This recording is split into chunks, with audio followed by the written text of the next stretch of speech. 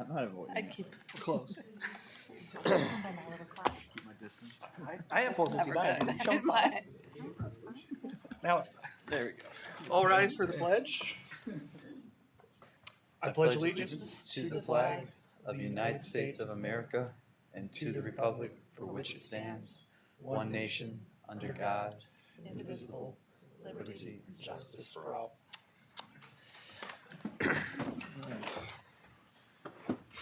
Just you and me. Got you over there. We can share. All right, welcome everybody. First item on the agenda is the approval of minutes from looks like the November 27th meeting. It's been a while. Are there any additions or corrections? No. If not, are there any motions? Make a motion to approve last month's minutes. Second. Properly moved and seconded. All of those in favor? Aye. Aye. Opposed, same sign. Minutes are approved. Michelle, do we have anybody signed up for lobby visitation? Yes, Joseph R. Damar. If you wouldn't mind, step up to the microphone and with your name and address, please.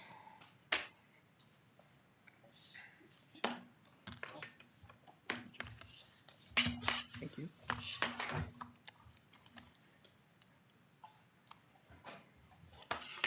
Don't worry, it's only 10 minutes at time. Hi, Joseph R. Damar, 517 South Main Street in Bowling Green, Ohio. So, I'm here before you once again. What I'm doing in this report is demonstrating to the board that there's no rational basis for the city's current energy policies. And I'm asking for the elimination again of the solar penalty. This past November, I ran for mayor of Bowling Green, even though I lost by a tremendous margin, 26 to 74. I'm here to caution you not to make the mistake of thinking that the voters' rejection of me as mayor means that they accept the municipal utility board's policies that I can't pass.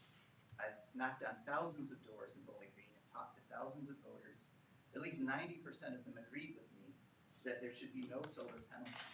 And a smaller number, but still a big majority, about 75%, also don't want to see BG's wind turbines torn down.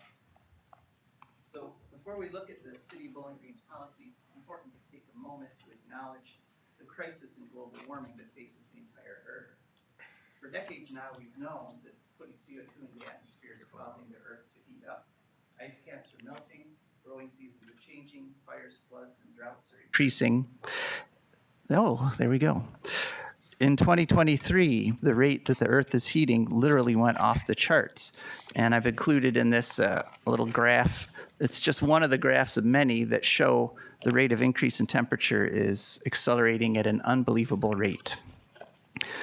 So why should this matter to the Bowling Green Municipal Utility Board? Well, because we all need to work together to stop CO2 and runaway global warming. Because we face a threat to our entire society. Right now, through its ownership in Prairie State Coal Plant, Bowling Green is a major contributor to the problem. Prairie State is where BG gets 60% of its electricity. It is a 1.6 gigawatt plant. According to the Energy Information Administration, coal plants put 2.3 pounds of CO2 into the air for every kilowatt hour of electricity generated. That means Prairie State puts about 45,000 tons of CO2 into the air every day, 16 million tons a year, and since it came online, about 200 million tons. It's the largest CO producer in the state of Illinois, and it's one of the largest sources of CO2 in the United States. We still have 40 years left on our contract with Prairie State, but the plant must not continue to operate that long, or we'll all be cooked. We must eliminate CO2 pollution. So one way to do that is to promote the installation of rooftop solar. As of January 20th, 2024, my 6 kilowatt system has generated enough solar electricity to offset 19 tons of CO2. However, in 2019, the week that my panels came online, the board began looking at instituting a penalty on solar panels. This penalty of $4 per installed kilowatt per month makes it impossible for solar system owners to recoup their investment, and that is why there are only 10 buildings with solar in a city of 30,000 people. The city's claim that the penalty is necessary to recoup its expenses for maintaining wires, poles, and transformers and other infrastructure, since solar owners buy less power from the city, that assertion is completely false.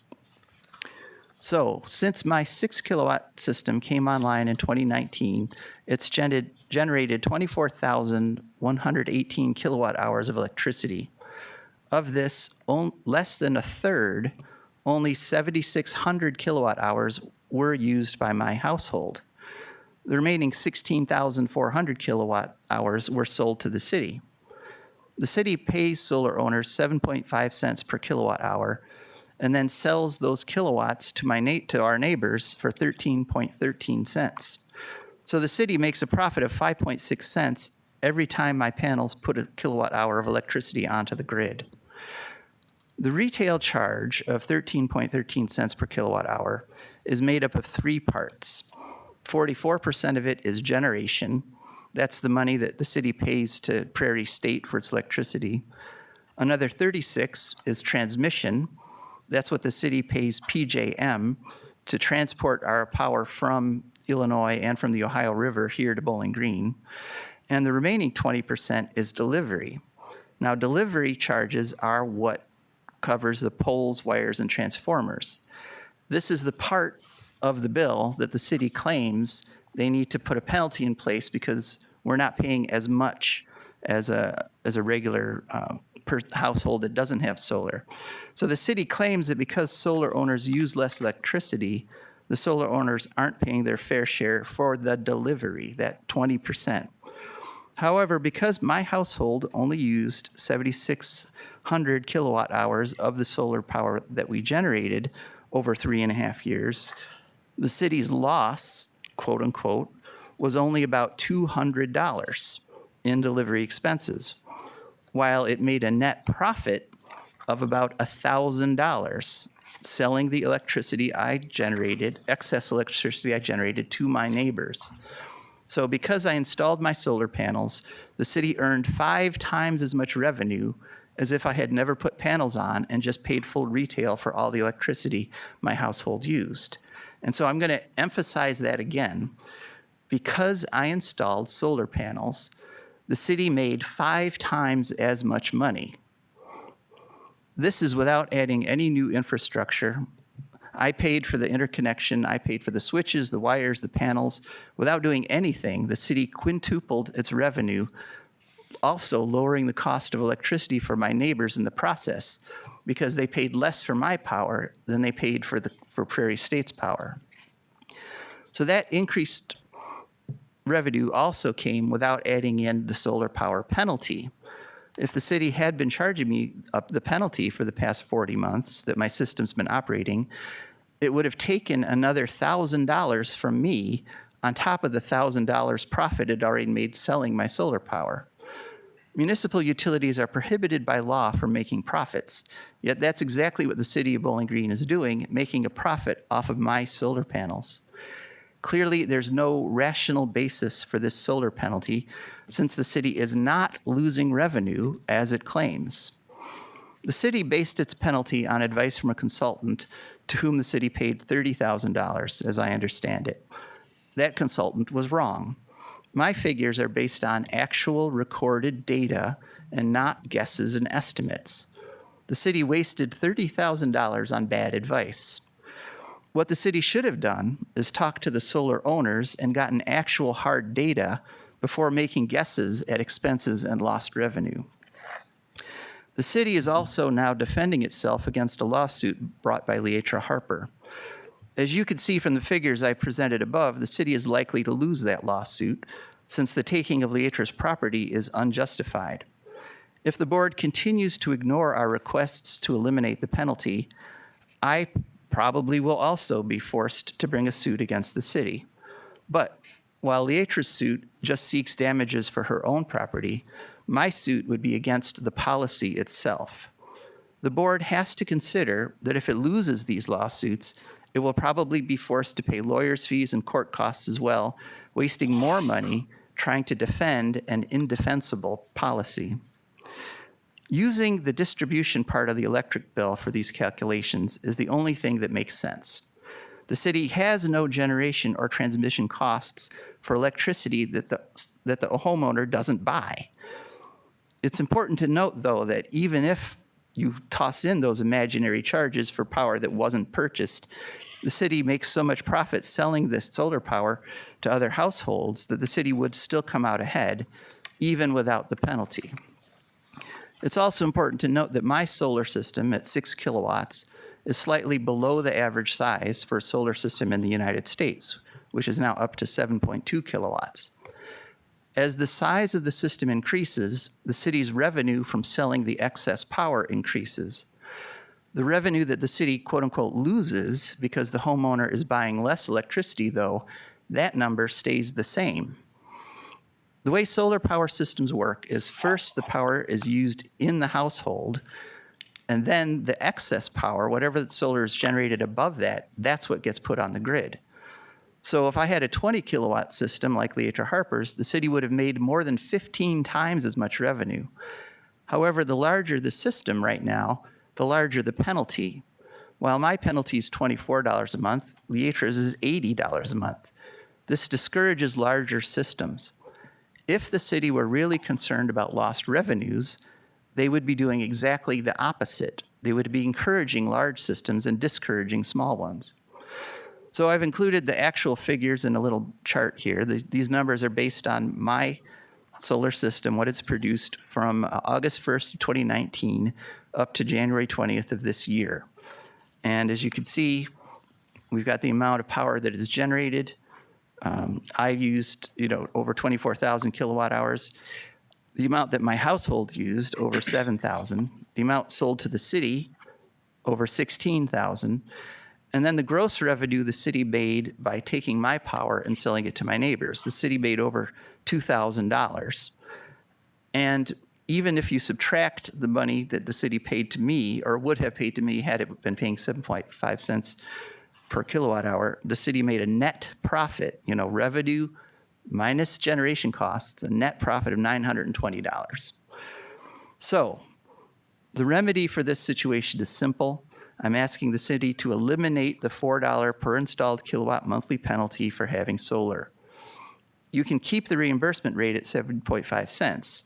So even though that means the city will be paying solar owners 25% less for their clean solar electricity than the city pays Prairie State for its dirty coal power, this reduction will ensure that solar installations lower the cost of electricity for their neighbors, while allowing solar owners to recoup their investment. Once you do this, it should release a flood of solar investment in Bowling Green. The result will be cleaner, cheaper energy, and more money BG residents pay for their electricity will stay in the local economy instead of being shipped off to Illinois. It will avoid the expense of court battles and penalties while helping BG to regain its reputation as a progressive community. And what I would like to do right now is formally ask the board to respond to this in writing within the next 30 days.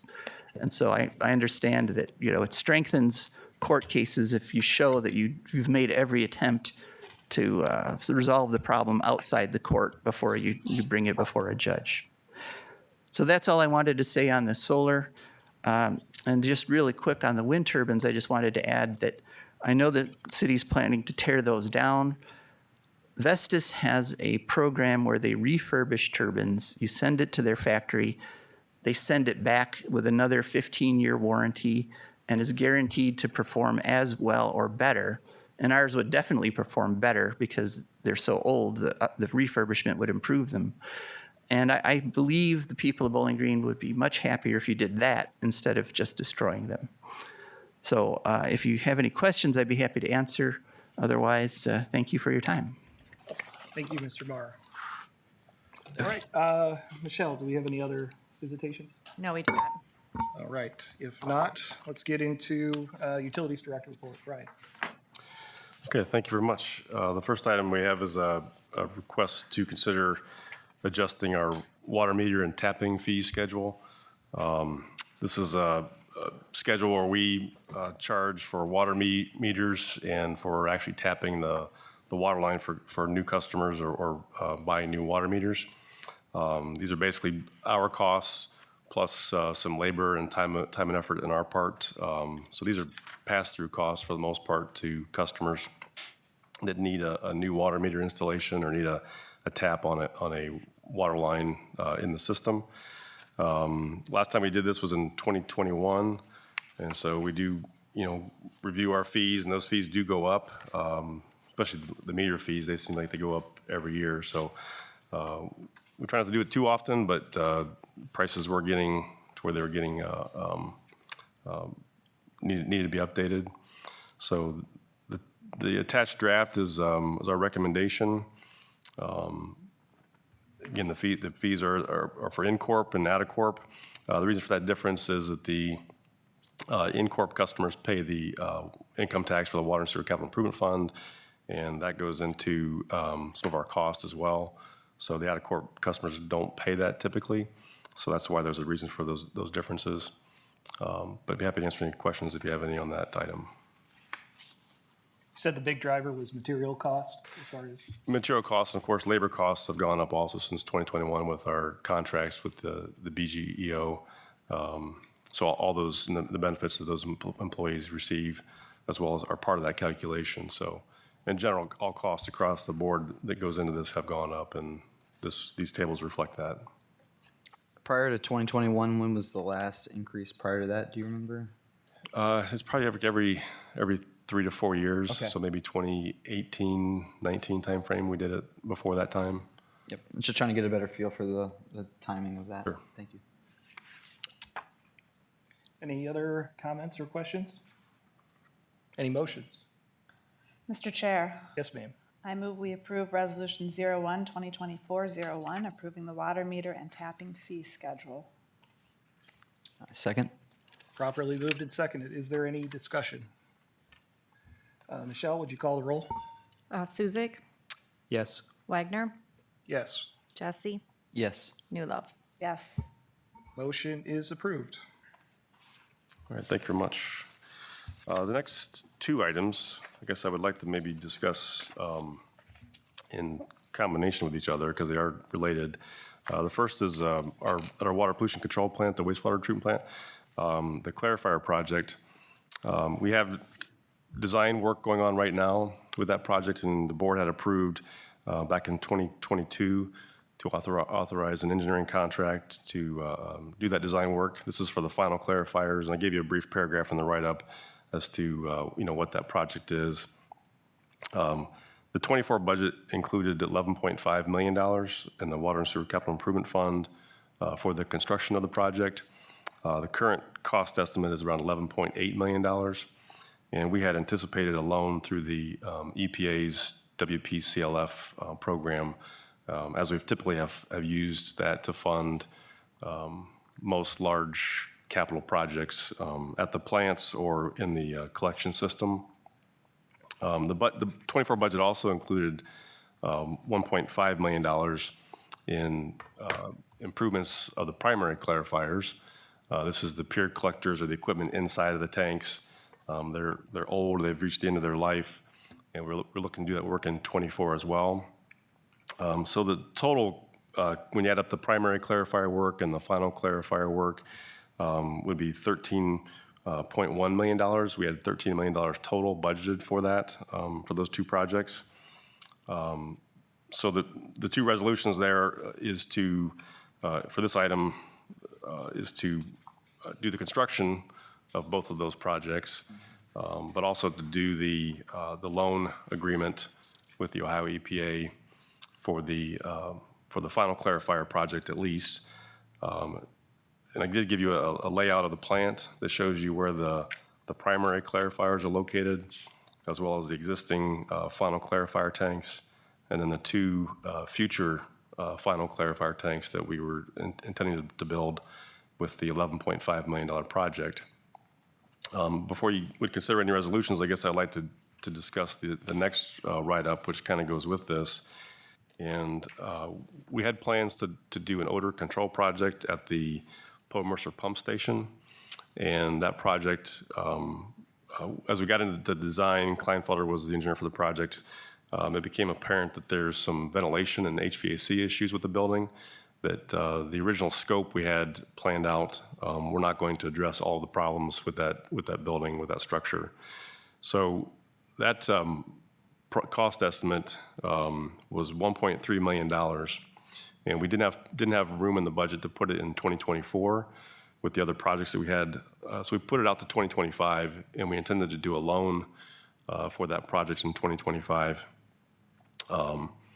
Again, through the Ohio EPA's WPCLF loan program.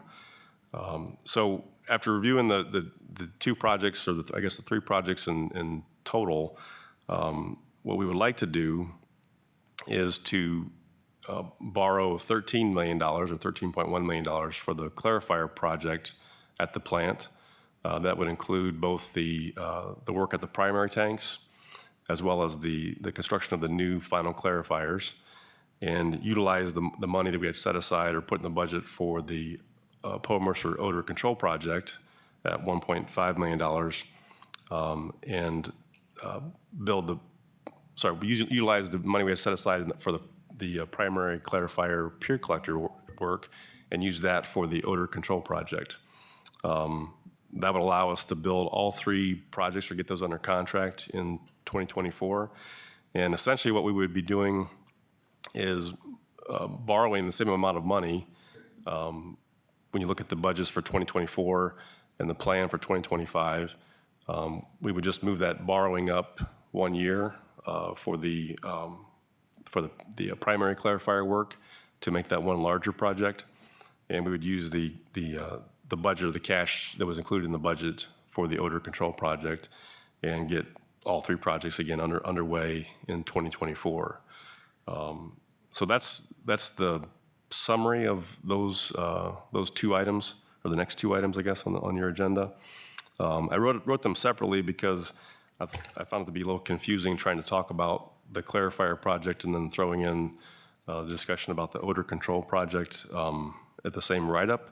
So I separated those out and made three separate resolutions for your consideration. So if you would rather not do that, the first two resolutions with the clarifier improvements project would allow us to move forward with as the way that the 24 budget had intended, and that would be to do the work on the final clarifiers and also to do the work on the primary clarifiers, and hold off then to do the work at the Poe-Mercer pump station until 2025. So if you're not in favor of proceeding with the odor control project, I would say we just don't need to take any action on the third resolution that we prepared, or I guess it would be resolution -04 in your write-ups.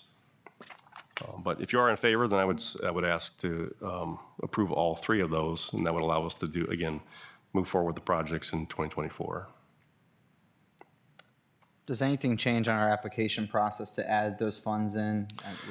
Is there any benefit to that, obviously, besides getting them all started at the same time? And yeah, I think there are soon as some completion date as well, I imagine. Yeah, the EPA typically has ample funding. So if the nomination we submitted was for $11.5 million, but that just gets us on a funding list and does not, typically they have enough money at their discretion that they can increase the dollar amounts for projects, because obviously, once you get into the design, you can find things you need to correct or need to address, and costs can go up from your initial nomination. And those nominations a lot of times too are very rough, ballpark numbers.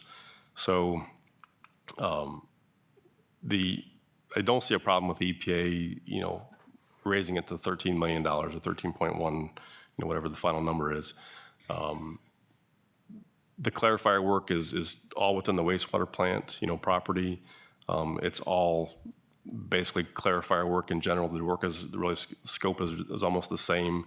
We're going to be buying peer collectors for the final clarifiers for the new tanks. And the same equipment is really in the primary clarifiers. That's really not much different. So the contractor that we hire is going to be qualified to do both projects. And we may realize some cost savings by having one contractor bidding all of that larger work versus two separate contracts. where you may get two separate contractors on the site. Trying to coordinate schedules could be a little bit tricky if you got two contractors working on a project all at once. So by having under one contract, I think there are some benefits to scheduling, to purchasing equipment, and to getting the work done in a timely manner with the plant, really. So, I guess my question kind of tees off of that a little bit, but which, I mean, I think collectively it makes sense, but I guess kind of a two-part question. One, do we have a sense of like how detailed the cost estimate is? Are we talking like, plus or minus 30, 50, 10, whatever? And then kind of second part of that question is, I assume this is something where we're going to come back to talk about it during the bid process. That'd be a fair assumption, or? So to your first question, I said these cost estimates are pretty tight right now. The odor control project, we've pretty much completed design of that work.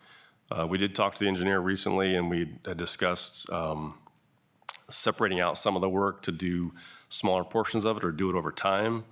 Obviously, that can add cost too, because you've got mobilization, you've got bonding has to go through for contractors, and time and effort on our part to administer those contracts. So we would like to do all of the work at the odor control project all at once. We think there's enough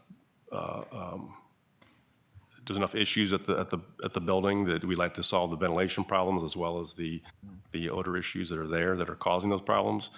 But if we don't solve the ventilation problems, then the first part doesn't do us a lot of good to begin with. So that's why we like to do the odor project as well. The clarifier project, I would say they're probably about 75% done with design with that project, and so I think that cost estimate also is pretty well defined. The primary clarifier peer collectors is essentially buying equipment and pulling out the old and putting in the new. So there's not a lot of detail that has to go into for the engineer to prepare drawings or specifications. There's pretty much one manufacturer that we can buy from that will be an exact remove and install. We have to buy the same equipment that we have in there today. So we don't have a lot of other options to go, spec out or design new equipment or better equipment, unless we totally demo the whole tank and build a new tank, and now you're talking about another, $11, $13 million project, which I don't think we want to do. So the options there are pretty limited, but again, the design effort to do or to add the primary clarifiers to the final clarifier project is really very, very small. Their specifications are pretty much cookie cutter, and they copy and paste to put that in the bid package. The drawings will be very basic. So I don't think that the scope will be there shouldn't be a lot of scope creep. This is what I'm trying to say as far as the price and the cost estimates go. Normally when we, now to answer your second question about, bidding, that kind of stuff, normally the ordinances that we get from the board and through city council authorize us to sign contracts after we have opened bids and we've received the lowest and best bid. We don't typically have to come back to the board or the city council to get additional authority or approval if you do approve you and the city council approves the construction contracts to go forward. It's the same as with the Ohio EPA loan agreement. So we get that up front so that if we go through the bid process and the budget is there, we've got the authority then to sign contracts based off of your previous approvals. Okay, thank you. Yeah, and that's typical how we've done all of our construction contracts in the past. I just got a question for John. Have we been cited for like chronic violations by Ohio EPA, or is this? I know you noted we have periodic 17, 19, and 22, but are we? Correct. Have been issued? We have issues with high TSS when we get the high flows for the additional clarifiers, correct? Is that what you're referring to on the finals? I mean, has the state issued to the city any chronic notice of violations for TSS? We've had TSS. Yeah, but Yes. I mean, been periodic or Yes. chronic? Periodic. Yeah. Okay. So it's almost more of a proactive, obviously. Yes. Okay. Yeah, the EPA has not given us any orders or direction that we are required to fix this, as far as a finding and orders might be, passed down to us. We recognize there's a problem, and we were trying to, again, be proactive and fix the problem before we got to that point.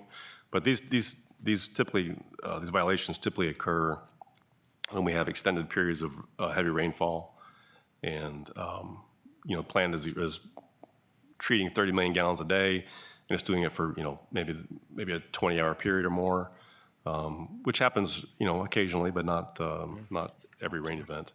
So it's trying to address those problems on those bigger rain events and longer duration rain events that we experience. Have we had extended rainy events where even this would be an issue? I mean, if we went up to this, is this pretty much going to do the trick? Going to 30 MGD?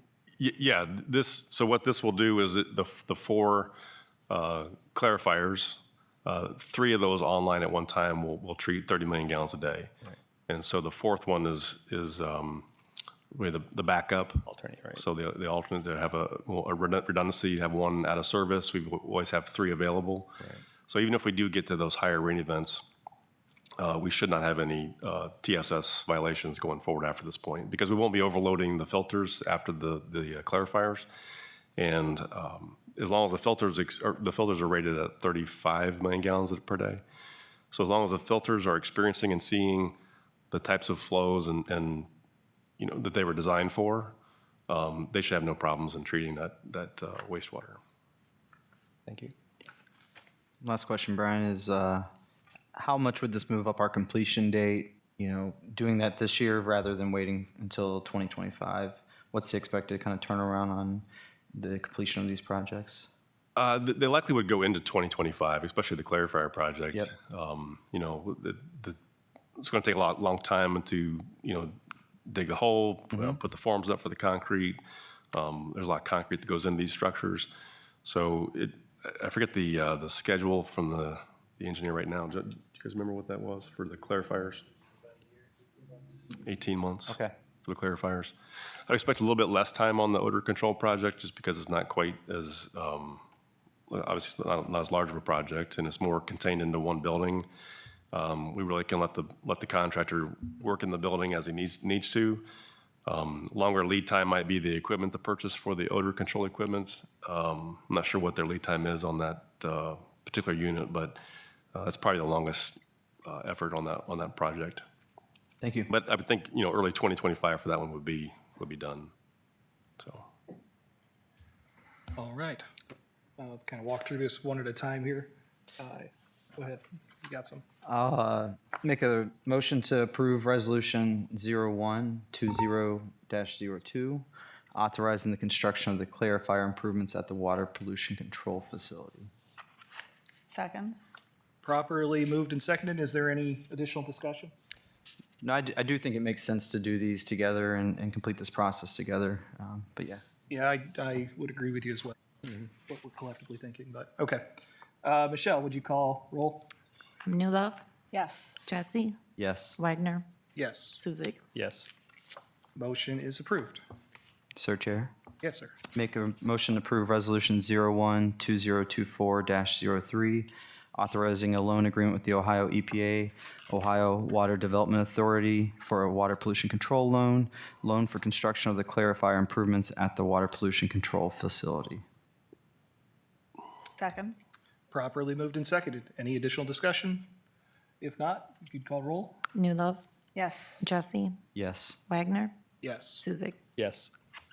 motion is approved. Anything on the third one?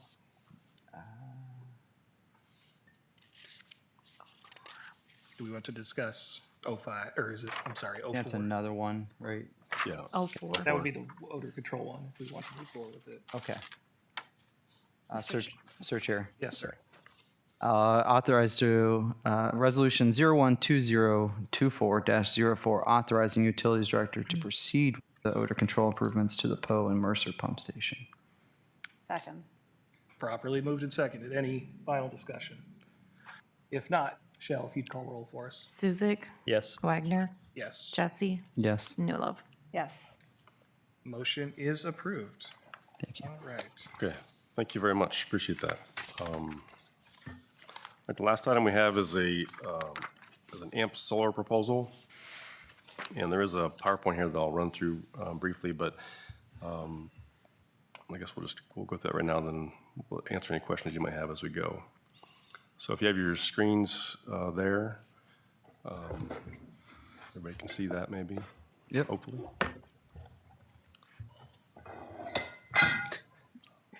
We'll get that later. We'll get get that. All right, so AMP has negotiated with a solar developer. They have gone out for pricing from other developers, and this particular developer has been their best price, I would say. It's the same company that built the 20 megawatt facility out on Carter Road, and they did do a desktop analysis on a piece of property that the city has owned for a number of years. This is the property. It says 48 acres, but it should be 40 acres. It's at the northwest corner of Poe and Green Road. This is very close to the landfill. The landfill is just off to the southwest or the bottom left corner of this picture. And so our thought was that when the wind turbines are retired in early 2025, we're looking for other resources to add back into our power supply mix.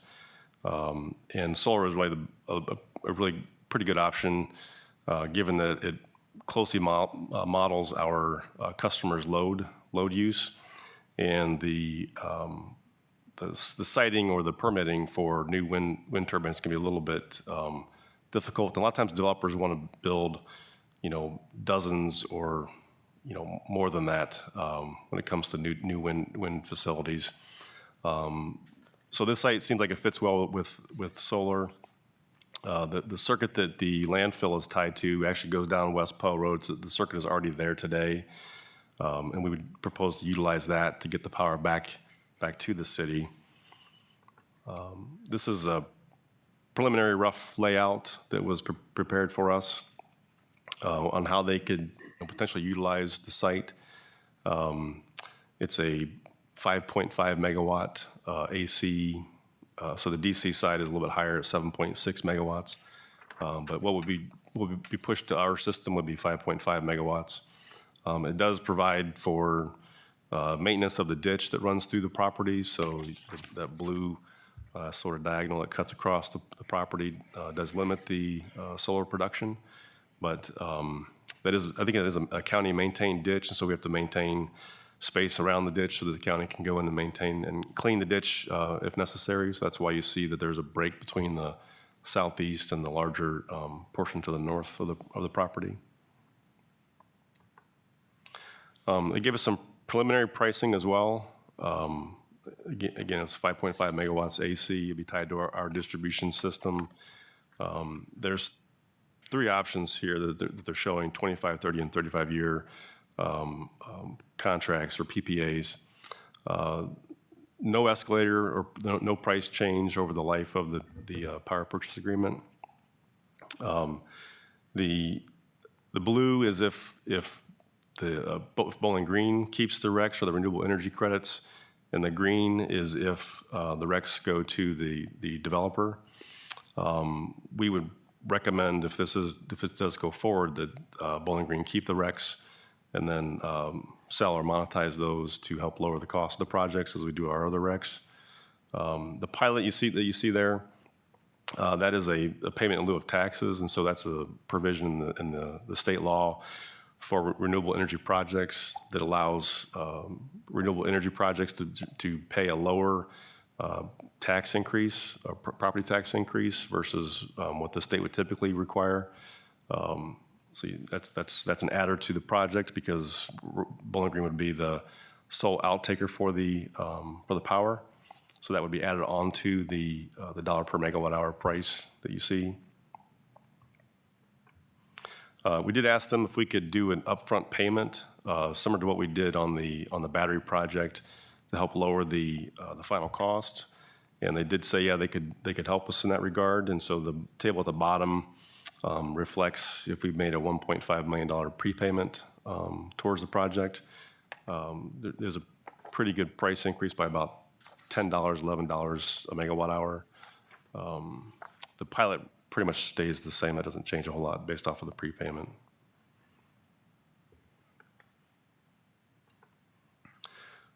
So this is just showing the pricing at the 35-year, no prepayment, PPA pricing at $70 a megawatt hour.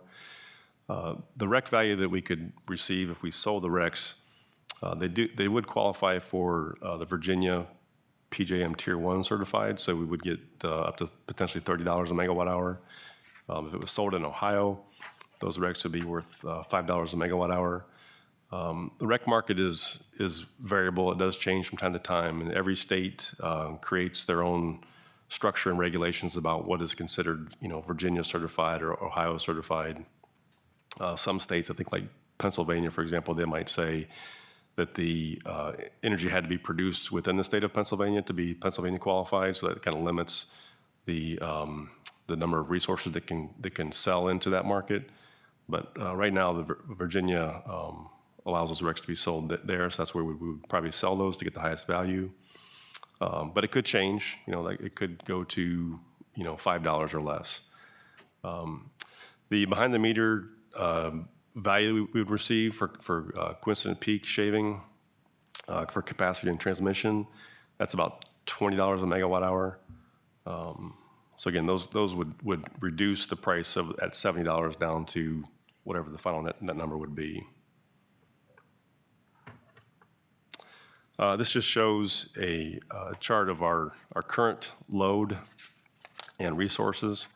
And the yellow and black crosshatched or taxi cab looking colors there, that shows it says 7.6 megawatts. That should be 5.5 megawatts AC, but it shows there's a bit of a buffer in our current power supply makeup.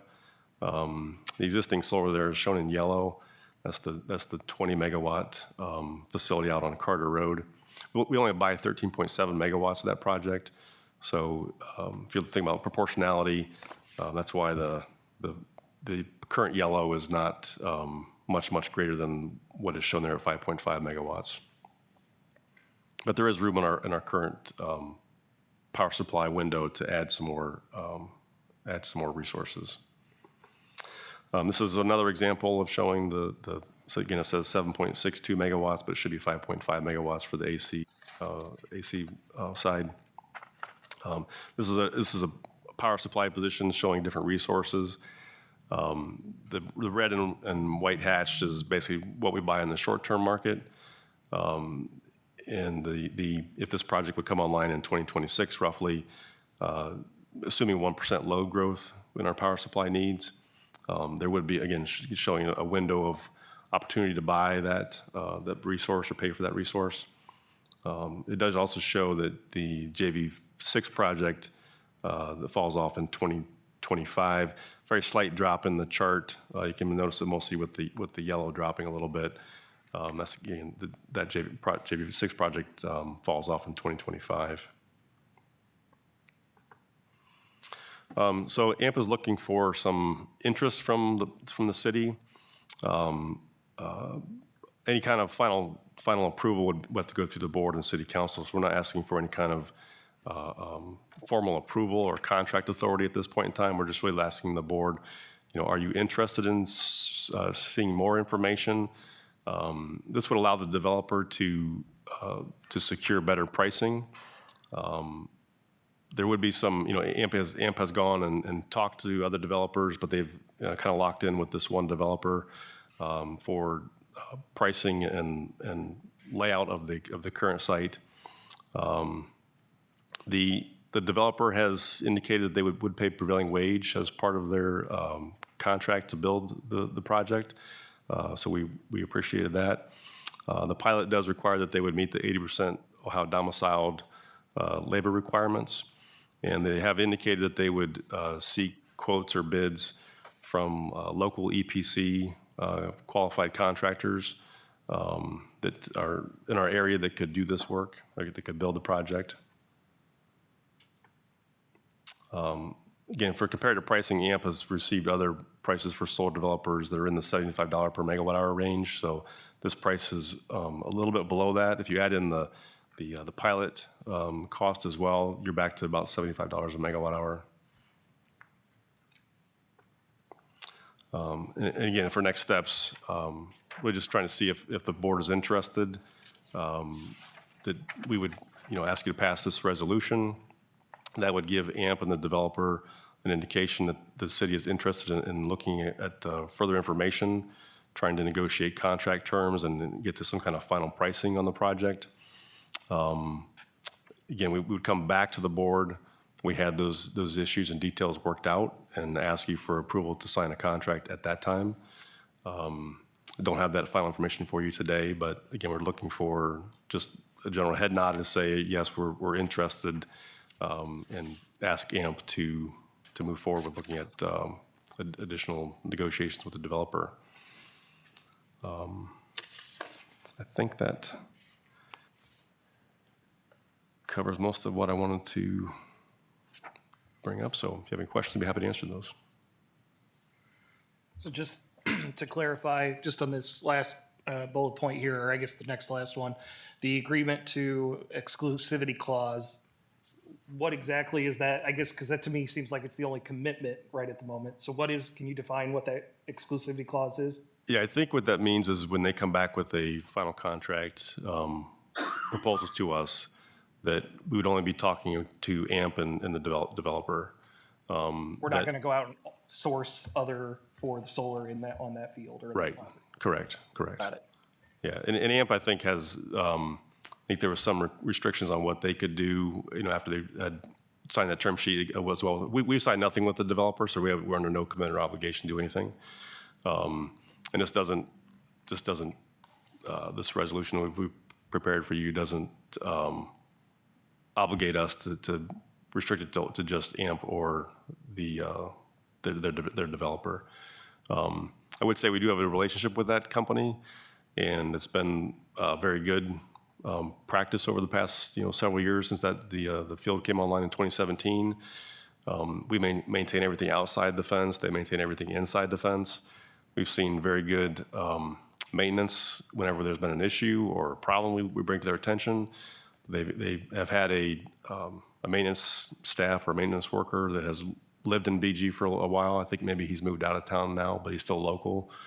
And so they have other fields that they maintain in the area. So they'd have the one that they do today up on Carter Road. They'd have this one.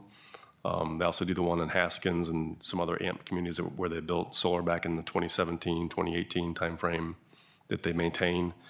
And really, under this, under the previous contract that we have for the previous solar project, because it's a PPA, our only obligation is to buy the power that it outputs. So if the project is not well maintained and doesn't produce energy, then we would not buy anything from that resource. If they maintain it well and it produces as expected, then we would buy whatever energy came through the meter and passed into our system. So there is some incentive for the developer to have a well-maintained, well-running project, because that's how they're going to maximize their revenue for the next 25 to 35 years. Thank you. Brian, just in general, what are typical maintenance issues on solar panels, fields? A panel could go out, an inverter it could go out. This is proposed to be a tracking system, so at times, with our current field, you'll see certain rows where the trackers stop working or they bug out for some reason, they quit. So somebody has to go out and fix and maintain those. The nice thing about the tracker is even though the tracker maybe doesn't, they all don't work, they still produce power. It's just maybe not at its optimal level, but it still produces energy. I didn't mention that, but because it's the tracker system, we will get generation earlier in the day and also later in the day. So it produces power over a longer period of time. And that line matches up closer to the times of our quiescent peaks, which are typically between 2 and 6 p.m. So if we get generation later in the day, that's better for us. That helps to, add to those coincident peak shaving benefits that we would receive. So they're typically not, they don't typically generate at 100% during those hours, but we can estimate, and we kind of know historically what we've been able to receive from the other solar projects. And so we have an idea of what that's going to be. And that's kind of built into those estimates of the coincident peak savings we would receive. So overall, I would say that the pricing is very attractive when you add in the rec sales and the peak shaving value we would get from that, and the fact that we'd be using a renewable resource to replace a renewable resource relatively quickly. Construction on this would be very fast. If you look at the field and the 20 megawatt field in 2017 timeframe when that was built, I think it, from start to finish, was about 6 months. This is, a quarter of that size. So I really don't think it's going to be a lot of time and effort out there to build this. That's another benefit I see over a wind project or a new wind project, is constructability with solar is just much easier because everything's on the ground. It's kind of Groundhog Day when they put these up. You're going to do the same thing several thousand times and wire it up and off you go. So, And again, right now, we're just asking for information. basically, yes, yeah, that's correct. Any other questions? Makes sense. I think so too. Mr. Chair, I move we approve Resolution 01-2024-05, approving interest in a solar generation project. I'll second that motion. Properly moved and seconded. Any further discussion? If not, Michelle? Newlove, Yes. Jesse, Yes. Wagner, Yes. Suzik, Yes. Motion is approved. Okay, thank you very much. That's all I have for you, unless you have any other questions. Anything for Brian? Thank you, sir. Okay, thank you. All righty. Into reports. Assistant Utilities Director, Jim. Hi, everyone. I've been keeping pretty busy working with planning infrastructure improvements for Abbott coming to town and what that's going to do to our system. A lot of time modeling our electrical system, making sure that we can provide the power to them that they're asking for. Time with the superintendents here for the engineering of the projects going on at the plants, as well as project at Carter Park for lighting the ball fields there. And then some time helping with the solar project development, so. All righty. Thank you, sir. Electric. We got finished up out at Woodbridge with the underground. Had to wait till it froze to get in some of those spots. Rebuilding all of Lehman Avenue, putting all new poles, and also got about 8 or 10 poles we had to rebuild on Campbell Hill. All right. Thank you, sir. Water supply. We've got the sedimentation basin project done and the CO2 projects done, and we're just moving on to this year's things, rolling down the pike. That's about it. All righty. Thank you. Water distribution, wastewater. We just been doing just regular routine maintenance, doing some trouble spots with jetting. With all the cold weather, we've been fortunate. We've only had 2 water main breaks, so hopefully that trend continues, but just business as usual for us. Excellent. Thank you. Water pollution. The contractor will be finished with the gate project this week and mobilizing and getting out of the plant. Excellent. Thank you. Business office, Jackie. No report. Excellent. Official reports, Mr. Mayor. No report. Lori. She has left early, but we are pleased to announce that Amanda Gamby has been promoted to the Director of Communications for the City of Bowling Green, and we will be soon very advertising for a sustainability coordinator to take the place that she has left. Good. Good for her. Congrats. City Attorney. Public Works. Arborist has finished up the downtown tree replacement. She's got her crews focused on small tree pruning right now. Public Works crews just finished up some concrete work at the water and sewer facility in their building. And they were getting around and brining roads for potential freezing rain tomorrow. Hopefully they'll get Awesome, thank you. Engineering, If I could for that one. Yeah, work on the Village Waterline project. That's already out under contract and we've had a pre-construction meeting. I think the update I heard this morning was that work on that would start in the next week or two. So we'll probably see some construction activity beginning in the village here relatively soon. all righty, thank you. I think we said engineering. Communications, Amanda's here. Council member reports. No report. Board member reports? Anything new? Anything old? Do we have any motion to adjourn? So moved. Second. Properly moved and second, all in favor? Aye. Opposed, same sign. We are adjourned. Thank you, everybody. Thank you. I'm old.